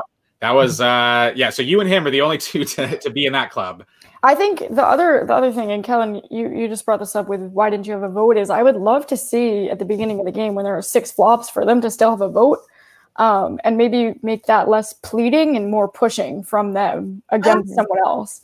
I like that. It's just little subtle like nuance that can be added to the game for sure. And I really liked how the format worked this round. It was very like all the formats were mostly nominations and people, having to throw other people under the bus, and less like, nope, even votes round, screw that round. But I don't know. I feel like flops should be able to push for someone else rather than just campaign for themselves. Only one drag round too, which I appreciated. Yeah, I like that too. I'm not a drag fan. No, I'm definitely not. I've been dragged out of all 3 games that I've played. So I'll join that club. Rory Moore also made final 2 from Ireland. So there you go. Oh, there you go. Small little, teeny little club still. Some of us. Nice. So moving into the final 5, this is where we saw the puzzle make a return, and we haven't seen a puzzle in a while because the last time was when Sarah G played and Sarah won. My bad. There were problems in your puzzle with you accidentally playing with the ghost mode on to begin with and more or less cheating at the puzzle. Oh my God. And then Dash, who was very, very drunk himself and couldn't figure out how to set up the puzzle. So we almost got rid of puzzles after your game, made a triumphant return for the Survivor mini last night. And we still ran into a few issues with setup and stuff. What can you do? It's technology. There's only so much that can be done. But at the end of the puzzle, this was where Wentworth won. She really, really dominated the puzzle. She had a huge lead on a lot of people. And Kellen was hanging in there. Give her credit. Kellen, of course, yes, you were very close second. You were behind. I was not close. Second, 20 seconds behind, but I'll take it. As close as second in that sort of round could be. Something confused me is like Audrey was saying Karishma had a disadvantage because she didn't see the puzzle come together. I think when you see that puzzle, you know what it is. Like y'all knew it was the logo, no? Yeah, but I didn't know what the logo either. All right. Yeah. That makes sense. But Wentworth wins, and then she's like, crap, now I gotta not get fourth, which is her specialty. And I think she made a really good move this round trying to keep Lauren. No offense, Karishma. But for Wentworth, she knew that going into a Final Four with y'all three, she was 100% going to be the target. And that was great on your end, Karishma, but she definitely had to flip that for herself to keep Lauren as the Final Four vote. It didn't work out in the end, but I thought that was a really strong move by her. Mm-hmm. Maybe that's why I did it. Did she talk me into voting for Karishma? Kellen, you voted Karishma on the revote, but Wentworth flipped and voted Lauren on the revote. So that was the interesting part about this. Everybody changed their vote on the revote. Everybody went to the other side. So nobody had any strong ties, really. No one was allied to anyone. Everybody was willing to switch. Yeah. This is the one where when Wentworth, I don't know if you guys see this, when Wentworth did the revote and voted Lauren on revote, right? That's what happened. Someone typed in the chat, right? Wentworth typed Lauren in the chat, and I'm like, oh. Someone, people have voted by accident in the chat before. Yeah, I know, but I was wondering two things. Number one, if Kelly did it by mistake, oh, thank you, Kelly, for not voting for me on the revote. But a part of me was thinking she was like, maybe, I don't know. As a survivor, you have to always think to like, what is the other person's thought process? Mm-hmm. So I'm like, come on, Kelly, is she goofy? Is she messing with me right now? That's what I thought. I mean, I thought Wentworth's ideal Final Four should have been eliminating Abby at 5 and keeping all of the bigger players in. I mean, she obviously probably wouldn't have voted Abby just on a friendship level, which is like, all right, too. But it was definitely a smart move for her to keep Lauren. I thought Lauren played really well, almost identical to her Survivor game, is that she was so good with everyone and like was putting that one person, Tommy or Wentworth, in front of her that was a bigger target and just came up just a little short. We also had the long pause before Abby voted. She went away for about 5 to 10 minutes and then came back and voted. I imagine, Karishma, you must have been very nervous during that time. I was very nervous during that time because I didn't expect the tie to begin with. But then waiting through that, I thought you were done. But when she came back, it actually worked out. I was like trying to maintain eye contact. I was like, look at me, Abby. Abby, look at me, Abby. Look at me. Let's go. Come on. The eyelashes. The eyelashes. We talked about eyelashes. We connected to talk on the phone. And we talked on the phone a couple days ago, or 3, 4, 5 days ago, whatever. But the conversation never became about sequester. We never talked really about sequester at all. We ended up talking about eyelashes the whole time. So that's why. But man, do I adore that girl. She's great. Karishma, can I ask? You said in this round, we can't let our sequester be defined by an Abby win. Oh, floater, yeah. All right. Yeah. It wasn't personal. It was just you don't want a floater to get to the end. It basically was that. I was trying to just send out the sentiment that you hear in like Big Brother, you hear it in Survivor. It's like, it's the simple argument. Do you want to let a floater get to the end? No. Don't you think that I kind of made it as a floater though? Apparently, in this game? I'm a floater, Kellen. So you're all good. I feel like that's what I was doing. I felt like I was playing my individual relationships and then playing the room I was in at the time closest to the vote. I would say that was more how I was adjusting my Survivor game to sequester, was like more on the timing of the end, like closer to the end of the vote. I mean, that's also a Survivor thing, like closer to tribal, closer to the end. And then, so I think I was kind of floating a little bit between like Bryce, J'Tia, also with you, and then like Chelsea and Abby crew, which that's how I saw it, which obviously that's not how the groups were actually like I was in a few different groups, but that's how I was kind of seeing it going. So I'm just curious of like, definitely that stereotype of floating, but I feel like maybe I did a little bit of that. And I don't take it like as offensive. I'm just curious, like strategic game talk. Because it's certainly strategy in these games as well. And it's perfectly fine strategy. There's nothing wrong about it. I mean, I understand completely.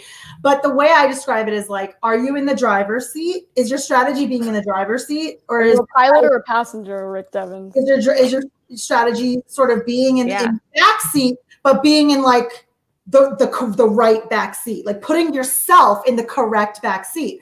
That's a perfectly fine strategy, and that's the strategy Abby adopted, right? She got to pick. I think it's different. Go in and she put herself in the right back seat, and then got herself nice and comfy.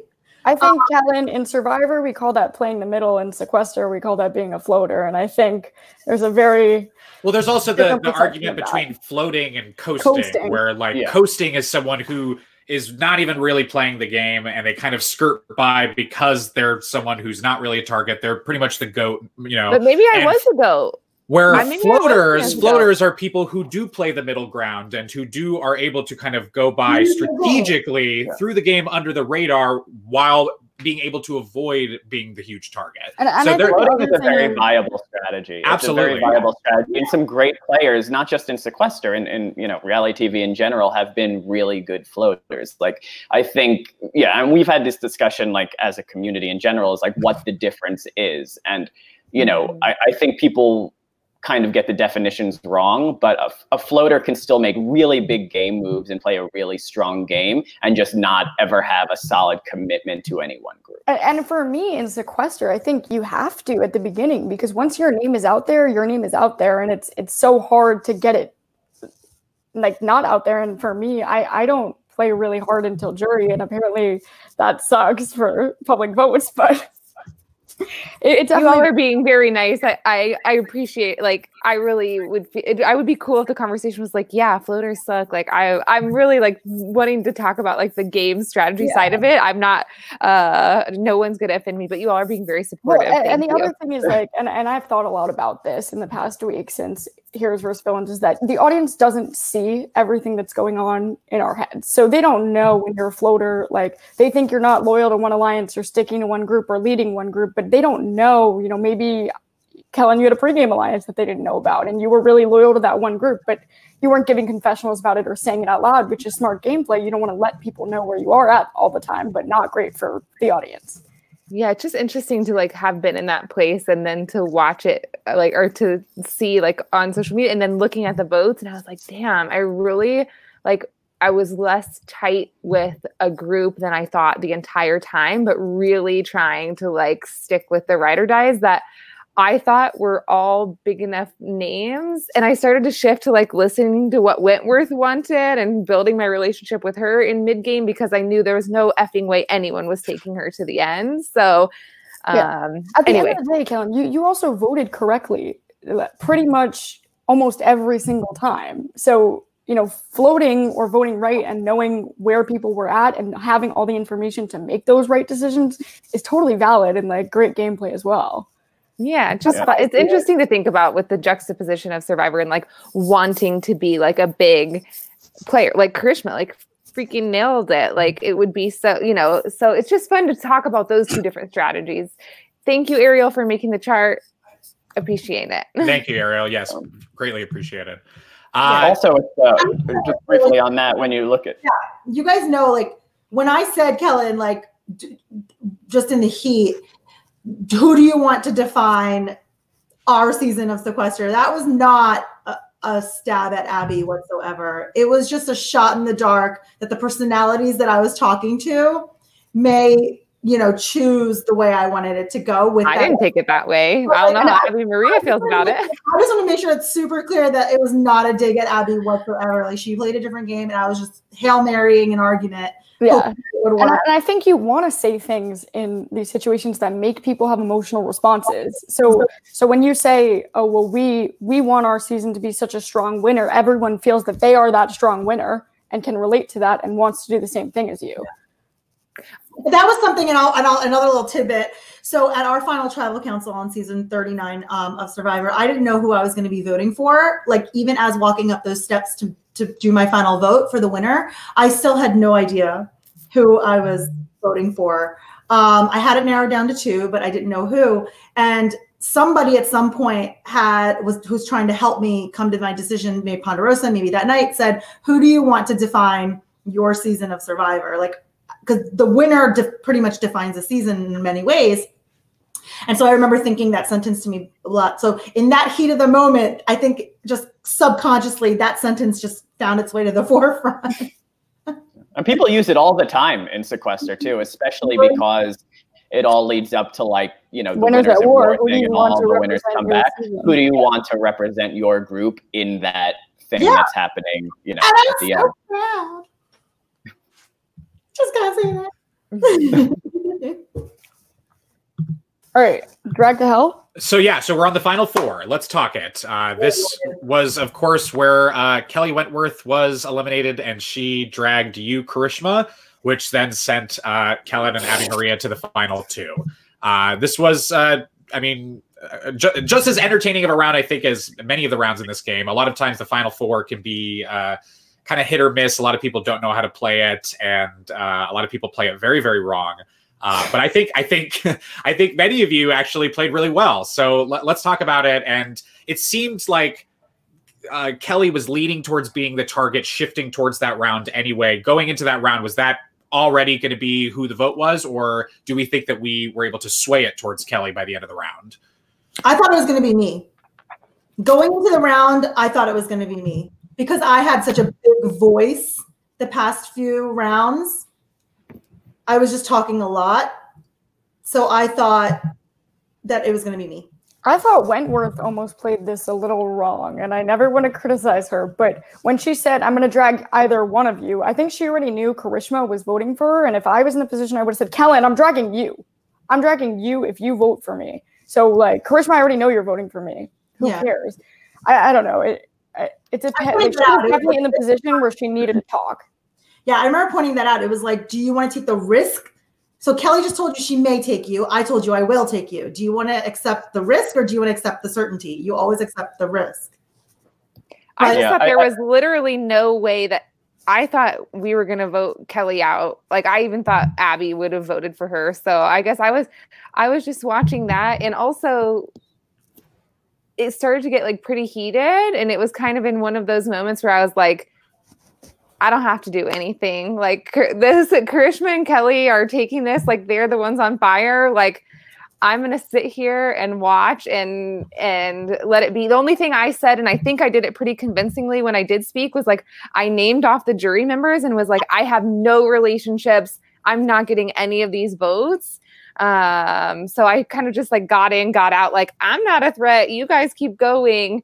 So that was how I was trying to play that. So I think, Louis, this is one of the things that we went over, right? Like the Final 4 strategy. And I think I even have it like written here somewhere.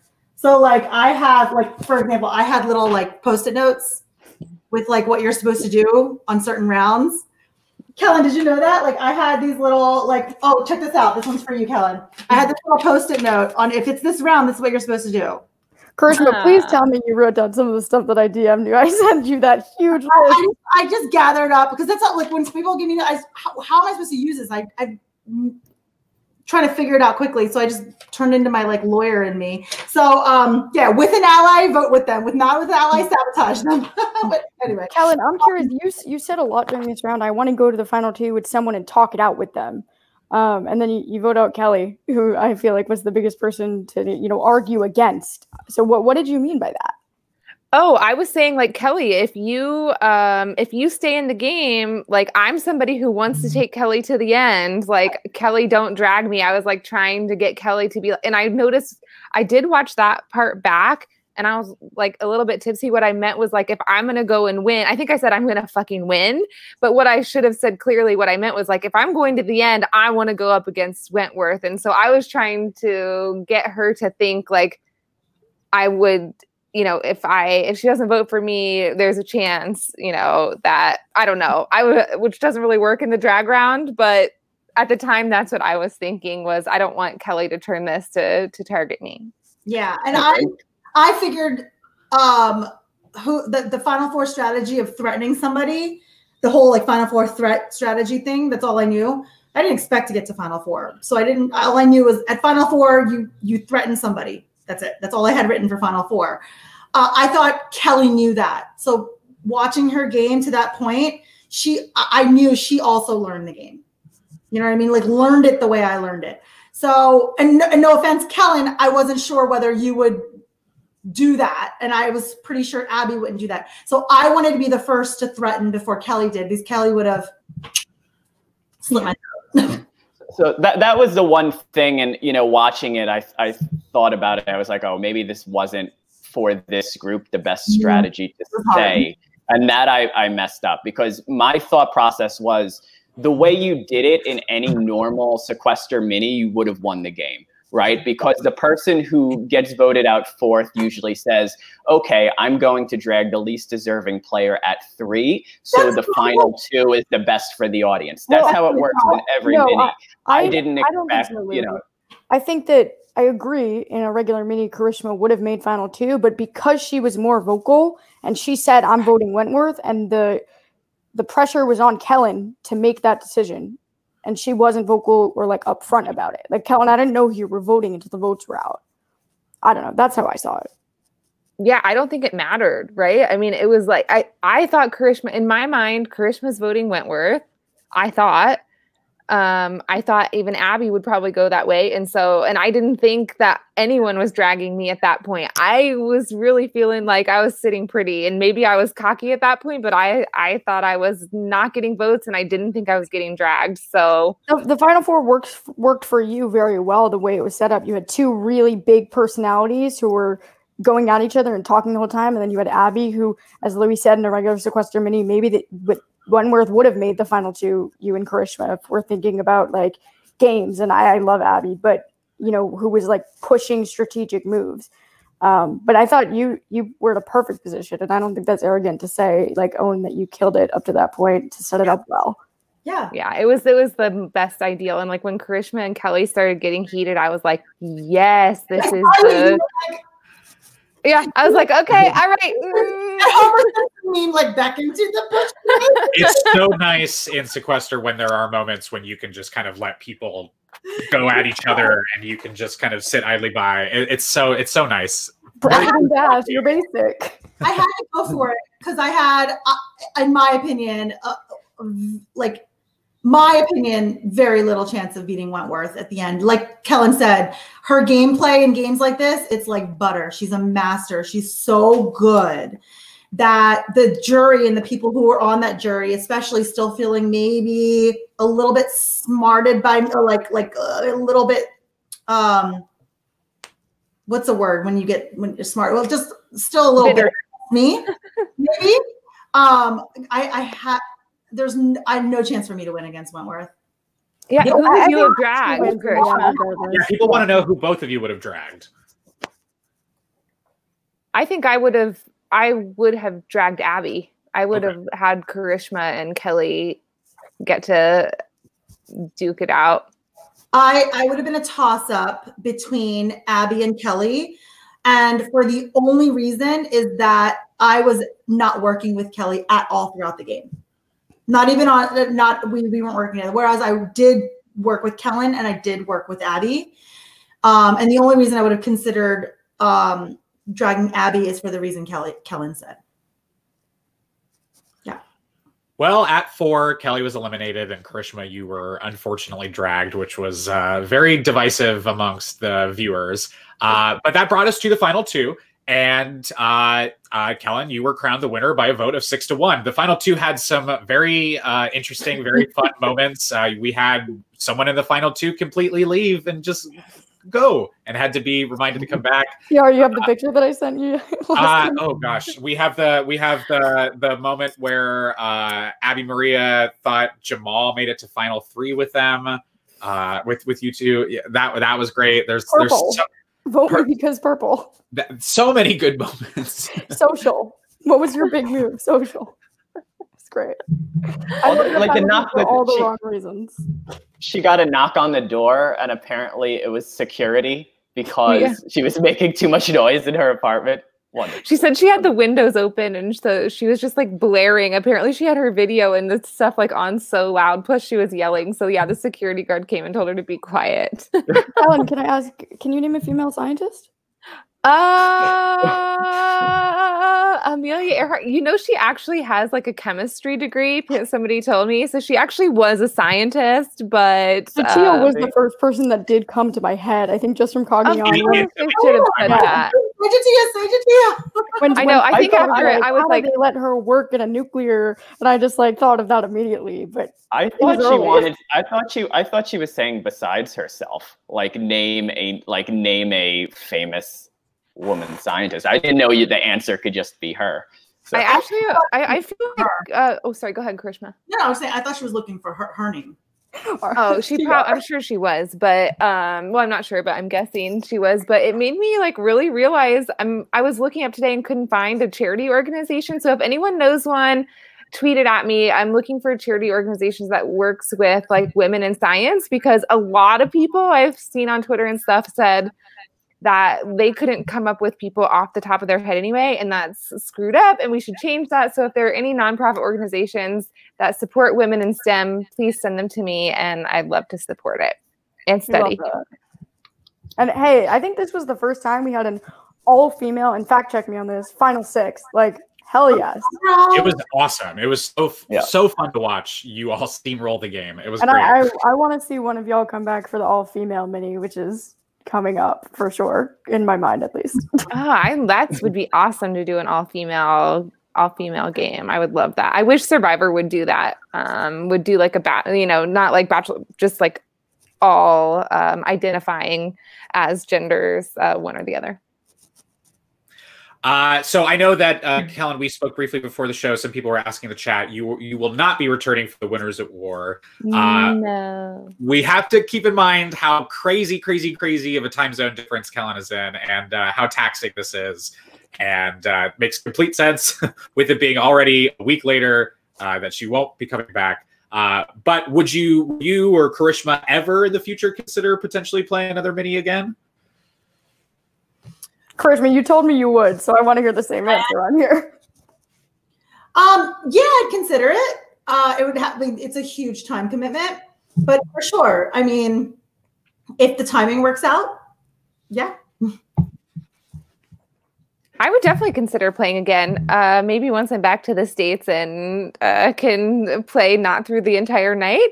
It would have to be an interesting thing too of like what the setup is, because if it's all like Survivor and Big Brother fans, and then it's just me, like maybe a fans favorites or something. Hit me up for fans favorites. I played with Rachel Swindler, and I think it was the same thing there. Like, and maybe less so if it was someone like Wentworth for someone like Rachel Swindler. You know, if you had like an Ika Wong come back, or it depends. And I think the All Stars minis that are going to be coming up are going to be more of like half and half or something like that. Hopefully. Kelly's been awesome. Yeah, you've been awesome. Thanks, everyone. I've been like a victim of it, but I'm sorry if I overplayed it, but it worked out. It all worked out. It definitely worked out for you, especially because there were a couple of people who were like, let's send Ellen to bed. It's getting late for her. Yeah, I had to work around that. It was good to see that was not used against you too long. The only thing I want to say really quickly in this, I haven't said to anyone, and I'm like nervous to say it, but to reward everyone who stuck around. So on the War Dog vote, when I pretended like I accidentally messed up, I definitely meant to throw my vote on War Dog. That was not an accident. And I wanted him out of there. As he even said, he didn't pregame with me. And I had to play that off perfectly with that group because I was working with that core, but I wanted War Dog to go at that moment. So I think that is probably like a secret thing that I couldn't say in Final Tribal because I was afraid I would lose votes from people. And that's a Natalie Anderson move. We saw that in San Juan del Sur when she pretended to vote for Drew. Yeah, I was like, oops, oh my West. gosh, Yeah. who are we supposed to be voting for? So I just wanted to say that was probably a fun thing for me. It really offended you, I remember, because it offended me too when I told you, oh, he got into a room with all women and he rolled his eyes and left. And it really it offended me. And I know that you feel that way with me. And so, but it worked. And it was probably because it was just people he wasn't working with. But, I was like, oh, it's because it was women. It was probably just because, oh, these aren't the people I need to talk to. Let me get out of this room. Yeah, for sure. Anyway, sorry if y'all were ready to go, but had to get that off my chest. Thank you for dropping the exclusive. Wow. Here on the show, you heard it first. I do want to thank both Kellen and Karishma for taking the time to come be on the show and talk about last night's game. We really, really appreciate it. I know I appreciate it, and the people watching appreciate it. We have Kellen and Karishma's Twitters put down below, so if you're not following them, be sure to give them a follow. Keep in touch. They're very interesting people, and so this should be the last time that you see them. So there we go. Thank you. And thank both. you guys for playing. For real. Of course, it yeah. made so happy. It made me for so making happy. that time commitment and putting on such a fun show for the fans and for not only Survivor fans, but for fans of the Sequester community. And really, really means a lot. Look who's calling. Oh, Bryce. That is my theme song. That is my ringtone. I love the ringtone. It is my ringtone. Let's check it out. Go for it. Hey, Bryce. So real quick, while I put you on speaker, I'm in a podcast with Kellen and a couple Sequester people. You want to say something real quick before we sign off? Whose podcast is this? TR, Louie, and Sarah G. It's not my podcast. Anyway, Bryce. Bryce, let me call you back in like 5. Okay, all right. Bye. Sorry, I didn't mean to interrupt you. That was funny. No, that was perfect. Bryce cameo making it right under the wire. We'd love to see it. Thank you both, Kellen. Thank you, Karishma. I'll let you both go so that way we can take some time to do our sign off, but you don't have to sit around. But thank you so much. And like I said, be sure to follow both of them on Twitter. You were so fun to watch this game, and I really hope it's not the last time that we see you in some type of game, whether it be a Sequester or something else. Thank you. Yeah, I would love to play again. Thank you for Thank everything. you guys. Of course. Bye. Well, now we can do our wrap up. We won't have to waste any Legends time. It's just us 3 chumps. So thank you so much for sticking around. If you've been here this long, Purple, Social, OEOEO, all those little fun little sound bites. Amelia Earhart, got to get them all in. Hope you enjoyed it. Be sure to hit the subscribe button down below if you're not already subscribed. Hit the like button, leave a comment, tell your friends. Yeah, Sarah, come on. You're in the damn thing and you're not even liking it. What the hell? I'm going to go solo on the screen for just a second, so don't go anywhere. This is not the last mini. No. We've got more minis coming up this next weekend, including the special Winners at War mini that our very own Louie will be playing in. So it should be interesting. Hopefully he does not embarrass us in the show, and hopefully he can still show his face on the podcast the next day. But if you want to watch that mini this Friday, 8 p.m. Eastern Standard Time, there's also a Patreon mini coming up at Saturday, 8 p.m. Eastern Standard Time. You can check it out going to sequesteraccess.com, going to the live feed tab. There's videos on how to watch the show right there. There's the actual game down here in a leaderboard, so check that out. If you're a fan of Audrey and everything that she does, this community, this game, be sure to show your support by becoming a member on the Sequester Patreon. You can donate a few different payment tiers depending on how much or little you are able to give at the moment, but show your support that way. I believe we're passing 700-ish patrons on there, so that's fantastic. Let's get to 1,000 ASAP. Gotta have. Louie, are you getting a little nervous? Are you excited for Winners at War? How are you feeling? I don't know. This whole thing, this whole past week and a half has just been completely surreal. But yes, I'm a nervous wreck. Well, I'm a nervous wreck. We'll see. I'm gonna play as best I can, and let's hope I can at least make a run at this thing. We're gonna bring it home. Let's try to bring it home. That's all you can do, Louie. You already, you know what, as far as I look at it, even if you go home first boot, you already got a win by getting so much FaceTime in with Karishma before the game and coaching her.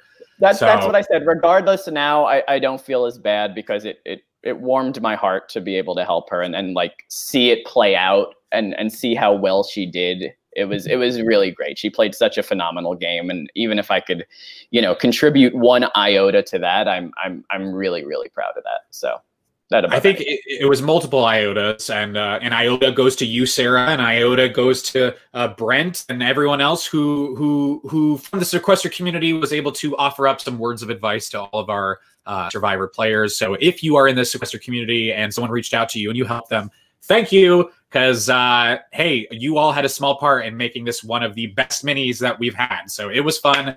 It was great. Speaking of the Winners at War, I will be going live on the podcast, not with Louis, but with 5 other guests on Wednesday. We have a little banner going on down here below at 8 p.m. Eastern Standard Time to draft players from the Winners at War minis. So yeah, do we know that whole cast yet? Is it just the whole leaderboard? It's all 20. Yeah, I think it's all 20 people on the leaderboard. So it should be fun. We'll get to see who of the people coming on to draft, who has high hopes for who, and who's gonna get lost. Yikes. But should be fun. Let me go ahead and before I forget, I don't want to do this. I want to go ahead and show Sarah's Twitter. So be sure to follow Sarah down below. Thanks for coming on to the show and Love it. adding in a lot. We of course have Louis' Twitter right there. We got to get Louis some more followers. It's so sad. It's kind of pathetic. And then you can follow me on Twitter by TR Conradi right there. I also want to give a shout out to Ariel, who made the voting chart that we used today. So thank you very much to Ariel. If you like this voting chart, I believe it is available on her Twitter. I've had her name up here at the top the entire time, but you can see it right there. We have it at the bottom of the screen as well on the banner. So go ahead and give her a follow, show your support, give her thanks, because I would imagine a lot of time went into this. So let's make it worth her while. And shout out, of course, to our moderators for keeping the peace in the chat. My favorite people. We added Walt to the moderator team today in preparation for what was our biggest audience yet for a live. So that was cool. Thank you for that. And yeah, that's it. I'm going to stop talking now. Let's get out of here and let's get amped up for this coming week Winners at War mini. Yeah. Woo. See you Friday. You got it, Louis. We'll see you Wednesday, but Louis will see you Friday. We'll see you then.